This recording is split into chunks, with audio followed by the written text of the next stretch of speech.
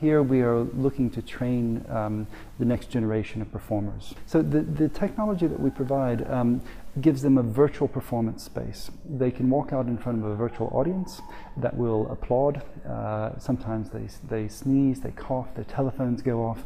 We can give them a chance to engage in more or less aggressive environments.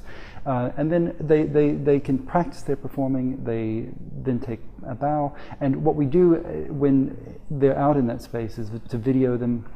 We work with them to look at how we can enhance not only the content of what they're doing and delivering musically and technically, but also the way in which they deliver.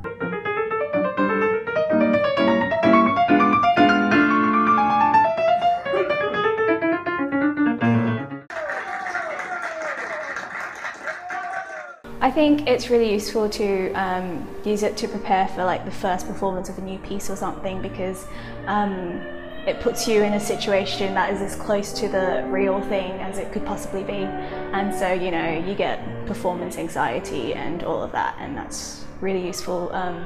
The way that you project to the audience and everything, you can try it out in a safe environment, and it doesn't matter if you make a mistake, kind of thing, because you can learn from it. With our collaborations with Imperial College, what we've seen over the years is that performance skills can transfer across disciplines, and so the sorts of skills that a business person takes into a pitch for a particular idea, or in terms of public speaking, or in fact a surgeon that takes into the operating theater, or a musician that brings onto stage, some of these skills are quite similar and can be prepared and trained in the same sort of ways.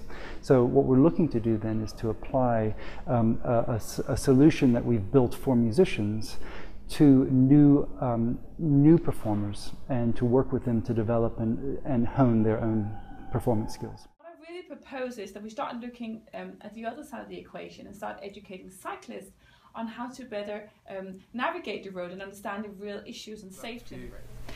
I think it's a very interesting experience. It feels really real. I didn't expect it to be that real when I walked in. I thought it was a bit like, you know, there's no one, you know, there's not anyone there. But actually once you're there and you start engaging with the audience, it feels extremely real and quite scary actually. I think there's a massive benefit. I think part of it is that when you rehearse a speech or a pitch, you're very focused on content. And what you don't focus on very much is in performance. And I think this is where it's really fascinating to kind of see how the sort of performance world and the business world is filtering together, because you actually allow yourself to start experimenting with how you deliver the content, not just what you're saying. And I think the interesting thing for me is that it's no longer around how do you communicate to somebody, it's actually how do you communicate with somebody. And that's something that in the business world we're not sort of always very good at, and this gives a very different dimension.